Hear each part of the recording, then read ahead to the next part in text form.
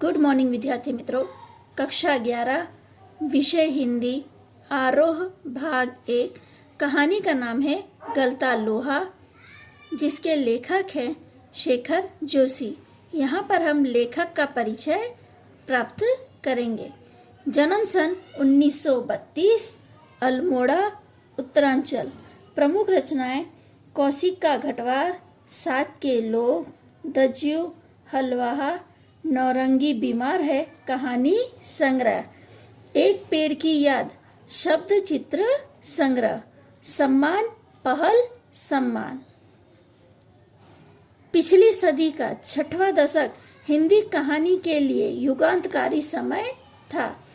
एक साथ कई युवा कहानीकारों ने अब तक चली आती कहानियों के रंग ढंग से अलग तरह की कहानियां लिखना शुरू किया और देखते देखते कहानी की विधा साहित्य जगत के केंद्र में आ खड़ी हुई। उस पूरे उत्थान को नाम दिया गया नई कहानी आंदोलन। इस आंदोलन के बीच उभरी हुई प्रतिभाओं में शेखर जोशी का स्थान अन्यात्मक है।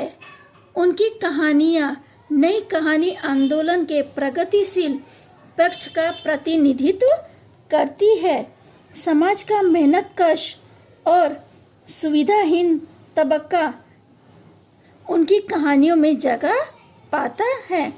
यानी ऐसे लोग जो मेहनत करते हैं और जो लोग बिना सुविधा के जीवन यापन करते हैं, वो इनके कहानी का मुख्य भाग या केंद्र है। निहायत सहज और आडंबरहीन भाषा शैली में वे सामाजिक यथार्थ के बारीकी नुक्तों को पकड़ते और प्रस्तुत करते हैं। उनकी रचना संसार से गुजरते हुए समकालीन जनजीवन की बहुविधा विडंबनाओं को महसूस किया जा सकता है। ऐसा करने में उनकी प्रगतिशील जीवन दृष्टि और यथार्थ बोध का बड़ा योगदान रहा है। शेखर जी की कहानियां विभिन्न भारतीय भाषाओं के अतिरिक्त अंग्रेजी, पोलिश और रूसी में भी अनुदित हो चुकी है। यानी शेखर जी की जो कहानियां हैं वो भारत में अलग अलग भाषाओं के अतिरिक्त अंग्रेजी, पोलिश और रूसी में भी अनुवादित हुई है। उनकी प्रसिद्ध कहानी दज्यू पर चिल्ड्रन फिल्म सोसाइटी द्वारा फिल्म का निर्माण भी हुआ है। गलता लोहा शेखर जोशी की कहानी कला का एक प्रतिनिधि नमूना है।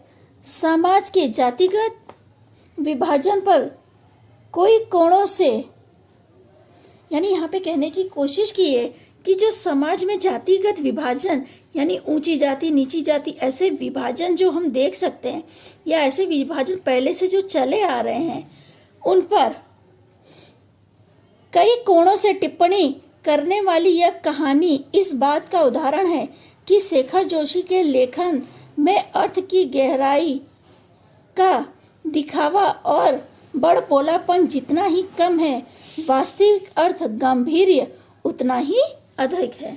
यानी ये जो लिखते थे ये अधिक नहीं लिखते या ज्यादा बढ़ा चढ़ाकर नहीं लिखते। ये जितना लिखते हैं अगर उन्हें समझने की कोशिश की जाए तो उसका अर्थ बहुत गहरा है। लेखक की किसी मुखर टिप्पणी के बगैर ही पूरे पाठ से गुजरते हुए हम ये देख पाते हैं कि एक मेधावी किंतु निर्धन ब्राह्मण युवक मोहन किन परिस्थितियों के चलते उस मनोदशा तक पहुंचता है जहां उसके लिए जातिगत अभिमान बेईमानी हो जाता है। सामाजिक विधि निषेधकों को तक पर रखकर वह धनराम लोहार के आफरे पर बैठता ही नहीं, उसके काम में भी अपनी कुशलता दिखाता है।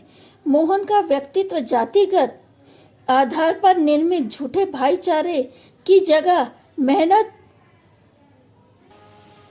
कशों के सच्चे भाईचारे की प्रस्तावना करता प्रतीत होता है, मानो लोहा गलकर एक नया आकार ले रहा हो। ये जो हमारे सामने कहानी है गलता लोहा, कहानी में शेखा जोशी ने जातिगत भेदभाव को उजागर किया है। प्रस्तुत कहानी में लेखक ने एक होशियार किंतु निर्धन ब्राह्मण युवक मोहन की मनोदशा का चित्रण करने का सफल प्रयत्न किया है। गांव तथा शहर में भी मोहन परिस्थिति जन्य संघर्ष करता है। शहर से लौटकर जब वह निराश होकर गांव लौटता है तब उसके पिता जो पुरोहित का काम करते थे वो ना करके धनराम के आफरे में काम करने लगता है।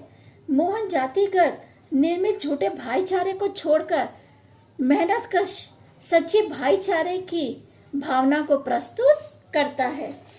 यानी यहाँ पर ये बताने की कोशिश की गई है कि जो लोग मेहनत करते हैं उनके लिए जातिगत कोई महत्व नहीं रखता या कोई काम छोटा या बड़ा नहीं होता।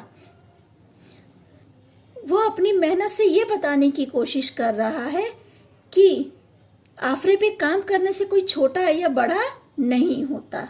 इंसान अपने कर्म से छोटा या बड़ा बनता है।